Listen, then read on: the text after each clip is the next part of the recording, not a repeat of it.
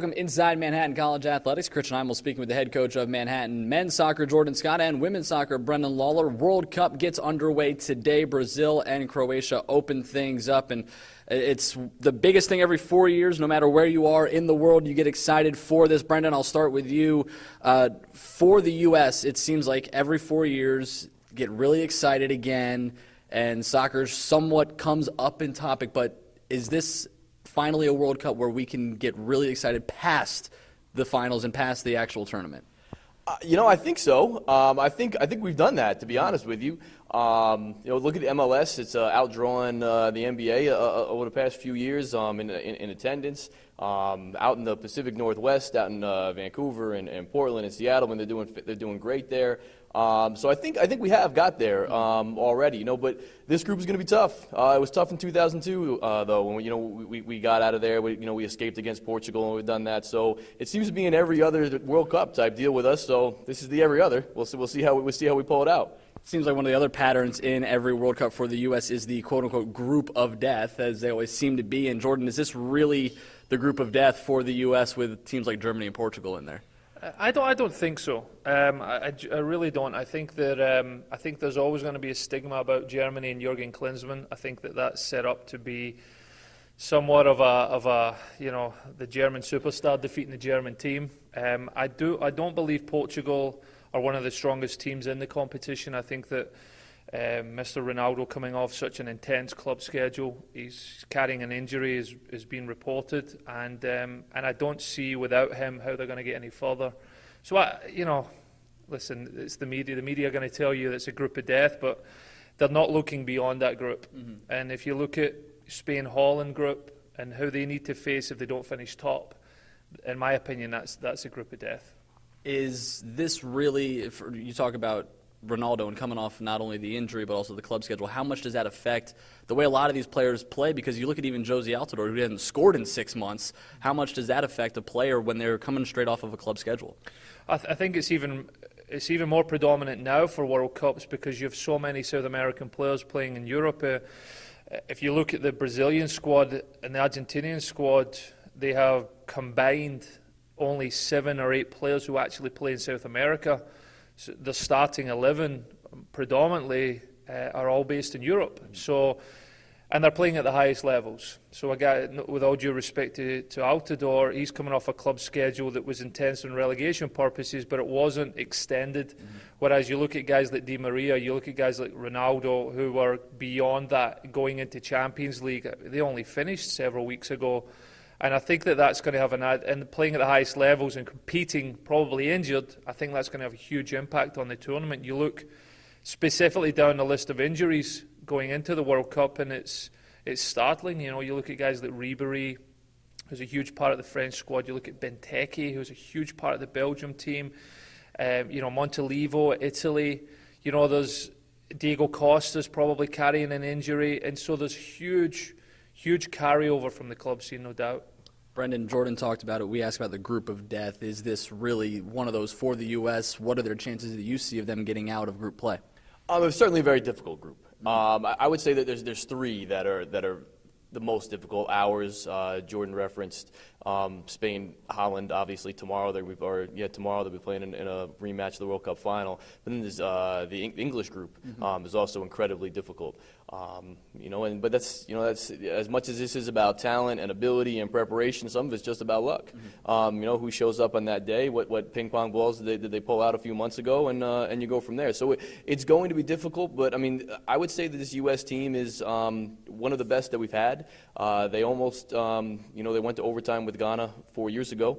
So there's no reason that they're not going to be involved in that game. And again, I think a team going back all the way to 2002 when Portugal had its golden generation, Luis Figo and everybody running the show there. We came out and we beat them 3-2 in 2002. So that's American grit. It's the American fight. You listen to any commentator talk about us. It's how we're never going to stop. We're so industrious. So because of that, we'll be in every single game. And how our game works. You get a win, you get a tie, and then we'll see where we go from there. The storyline in a couple of days will be Jorden Klinsmann against his former team in Germany, but the storyline a few days ago was no more Landon Donovan. How much of a surprise really was it that he didn't make the roster?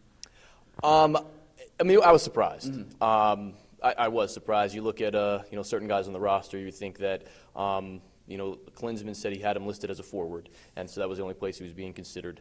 So I think we were all surprised. At the end of the day, I don't know how much of an overall difference he would make to their ability to get through. They've looked better every game in their friendlies, looked good against Nigeria. So I think whether he's there or not, I think they'd have about the same ability to get through.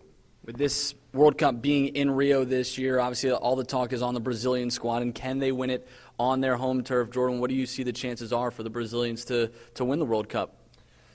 I think they're one of the top four countries. I think there's a lot of pressure on them.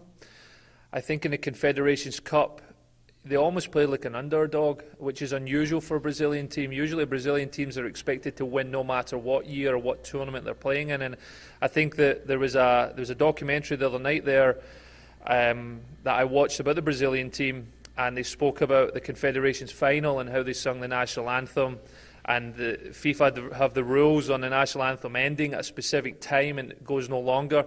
And the crowd actually sang the rest of the anthem. And Spain could not begin theirs until the fans had stopped and the players joined in. So there was this sort of underdog, we're going to show Spain that we're the best country in the world. And I think now there's an expectation. I think there is a huge amount of pressure on several players in the team, including Neymar, who came off a sort of up and down year at Barcelona. He wasn't Gareth Bale at Real Madrid. He did not light the place up. And I think there's a lot of pressure on him. And Scolari came out yesterday and said that Neymar is the World Cup, is the player of the World Cup. And so there's a feel-good factor about it, but there's a lot of pressure on the young kid. He's learning the game. He's spent his first year in Europe. I think it's going to be tough for them. I just don't think the squad is deep enough, with all due respect, in comparison to some other teams. But there will be a lot of atmosphere and fun and singing and dancing, and I'm sure they'll get behind it. I just don't think they've got the legs to last the whole tournament. Brendan, your thoughts? Can Brazil win it on their home turf? Absolutely they can. Not only can they, I think because they're on their home turf, they'll be the favorites. Whenever teams come in with 5 World Cups in the past, they've got the as they call it, the ghost of 1950, when they played in the Maracanã and lost to Uruguay, and that still shakes everything that they face throughout this. So yeah, they're the favorites. But again, with world soccer the way it is, and how easy it is to get film on everybody, and everybody knows everybody, with how tactically everybody is organized, sometimes it's just a slip and somebody's through. So to come in and say they're the favorites, yeah, but it's not. Soccer's just a different game where it only takes one and then you can bunker in. You saw Greece in the Euros in 2004 where no one knew anybody on their team, but they won the entire thing. So will they be the favorites? Yeah, absolutely. But the Argentinians, I think, will be right there trying to. Messi, I think, has something to prove to get everyone to stop talking about how he doesn't show up in World Cups. I mean, he's clearly been the best player over the past 5 years. So I think he wants to show that as well. So Brazil will be there, but I mean the amount of talent at the top teams is fantastic. So I can't wait to watch it. All right, prediction time. Who do we have in the finals, and who do we have hoisting the World Cup in a couple of weeks down in Brazil? I think because the tournament is in South America, I think it would be great to have an all South American final. So depending on how that breaks out, if it could break out to be Brazil-Argentina, to have arguably one of the best rivalries, in all of international soccer, to be played out in the Maracanã, in Rio, to have that there, I think that would be great. And to kind of silence his critics, I would love to see Messi win a World Cup. Jorden, your prediction, who do we have in the finals and who do we have winning the World Cup? I think it would be great as well to have a South American team in the final. I think it would really sort of put the cherry on the cake in terms of the tournament. I have Spain winning it. I think that they're 7 games in 31 days. I think you need a squad. I think the temperatures are going to be tough, and I think that you need to possess the ball. And I just can't see anyone surprising Spain. I just can't see. If someone does, it will be a bunker in and hit them on the break in one of the knockout games.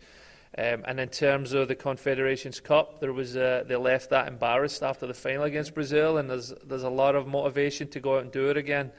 And for those reasons, I'd pick Spain. But I think it's going to be a phenomenal tournament. I think it's going to be exciting. I'm looking forward to cheering on America. I hope they do well in replacement to Scotland, obviously. I need to support someone. So I'd love to see America do well, and then just for it to be an attacking, fun tournament. I'd hate to see, a boring, horns blowing out against South Africa type of tournament. I would love it just to be a fun and exciting and really promote the game, and I'm looking forward to it. It's going to be hot down in Brazil, not as hot as it could be in 8 years in Qatar for the World Cup, so those young guys are really going to have to enjoy their fitness. Anybody going to miss the vuvuzelas? No? Nobody's going to miss those this year? No? Brendan Lawler, Jorden Scott, our soccer gurus here at Manhattan College. I'm Christian Heimall. Guys, thanks a lot. Enjoy the World Cup, everybody, and thanks for joining us inside Manhattan College Athletics.